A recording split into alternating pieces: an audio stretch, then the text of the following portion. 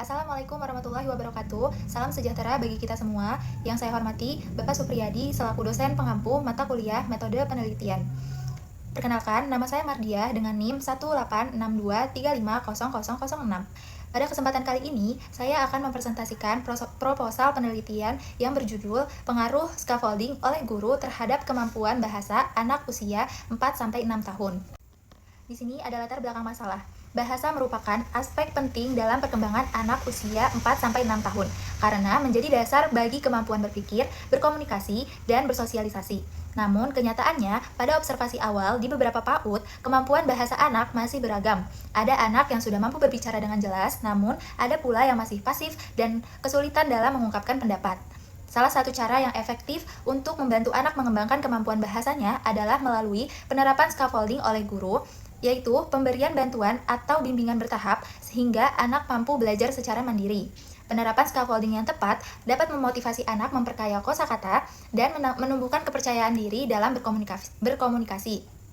Berdasarkan hal tersebut, peneliti tertarik untuk meneliti pengaruh penerapan scaffolding oleh guru terhadap kemampuan bahasa anak usia dini.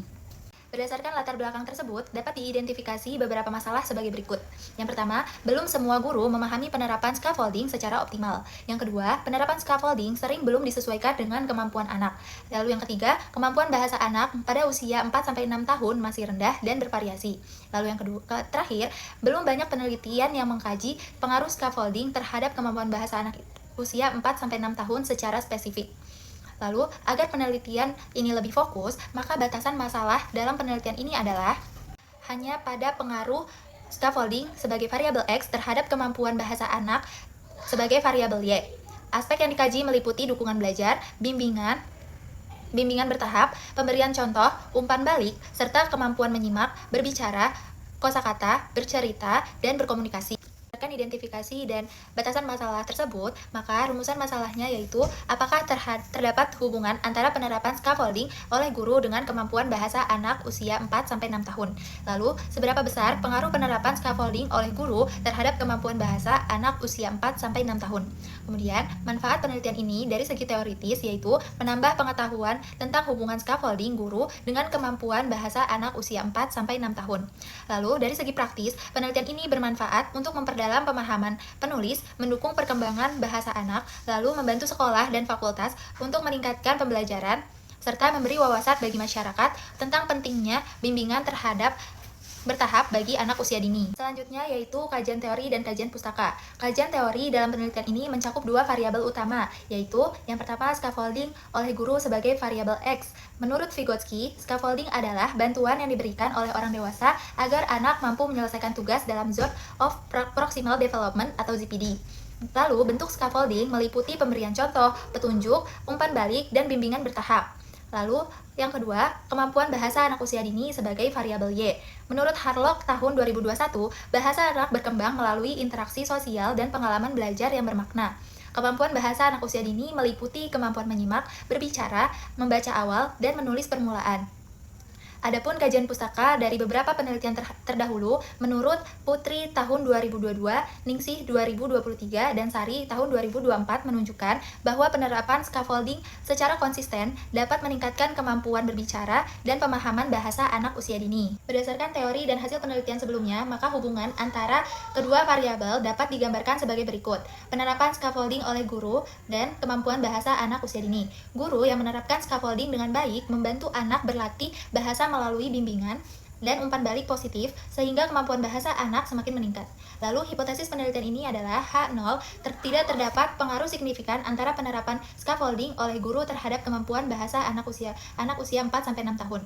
H1, terdapat pengaruh signifikan antara penerapan scaffolding oleh guru terhadap kemampuan bahasa anak usia 4-6 tahun. Selanjutnya yaitu tujuan dan metode penelitian. Tujuan penelitian ini adalah untuk mengetahui apakah terdapat pengaruh penerapan scaffolding oleh guru terhadap kemampuan bahasa anak usia 4-6 tahun. Lalu, untuk mengetahui seberapa besar pengaruh penerapan scaffolding oleh guru terhadap kemampuan bahasa anak usia 4-6 tahun.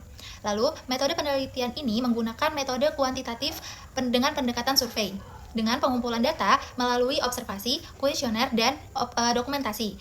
Lalu, dianalisis menggunakan statistik, deskriptif, dan korelasi Pearson. Selanjutnya yaitu tempat dan waktu penelitian, populasi dan sampel penelitian. Penelitian ini dilaksanakan di Sekolah Alam Bekasi, karena di sekolah ini menerapkan pembelajaran berbasis alam yang mendukung metode scaffolding. Lalu, penelitian ini berlangsung selama 3 bulan dari November hingga Januari tahun 2026. Kemudian, populasi penelitian ini adalah sebanyak 64 anak atau peserta didik usia 4-6 tahun di Sekolah Alam Bekasi. Selanjutnya, sampel ini diambil menggunakan teori Isaac dan Michael dengan tingkat kesalahan 5% sehingga diperoleh 51 anak sebagai sampel penelitian. Adapun teknik pengumpulan data dan analisis data pada penelitian ini, pada teknik pengumpulan data, yang pertama observasi, untuk melihat penerapan scaffolding oleh guru di Sekolah Alam Bekasi. Lalu, pada penelitian ini, peneliti juga menyebarkan angket atau kuesioner untuk mengukur tingkat penerapan scaffolding dan kemampuan bahasa anak usia 4-6 tahun. Kemudian, peneliti juga melakukan dokumentasi untuk mendukung data penelitian. Kemudian, data yang sudah dikumpulkan dapat dianalisis menggunakan uji regresi linear sederhana dengan bantuan program SPSS untuk mengetahui ada atau tidaknya pengaruh variabel X terhadap variabel Y. Berdasarkan tujuan dan metode penelitian, hipotesis statistik yang digunakan adalah H. Hipotesis 0 atau Pi sama dengan 0, tidak terdapat pengaruh signifikan antara scaffolding oleh guru terhadap kemampuan bahasa anak usia 4-6 tahun. Lalu H1. Hipotesis alternatif Pi crush 0, terdapat pengaruh signifikan antara scaffolding oleh guru terhadap kemampuan bahasa anak usia 4-6 tahun. Uji hipotesis akan dilakukan dengan taraf signifikan 5% atau A 0,05. Jika nilai signifikan kurang dari 0,5, maka H0 ditolak dan H1 diterima, yang berarti terdapat pengaruh yang signifikan antara kedua variabel. Demikian pemaparan proposal penelitian saya mulai dari latar belakang hingga hipotesis statistika. Saya sangat mengharapkan kritik dan saran Bapak dosen mata kuliah metode penelitian ini agar penelitian ini dapat dilaksanakan dengan lebih baik dan hasilnya bermanfaat bagi pendidikan anak usia dini. Terima kasih atas perhatiannya. Wassalamualaikum warahmatullahi wabarakatuh.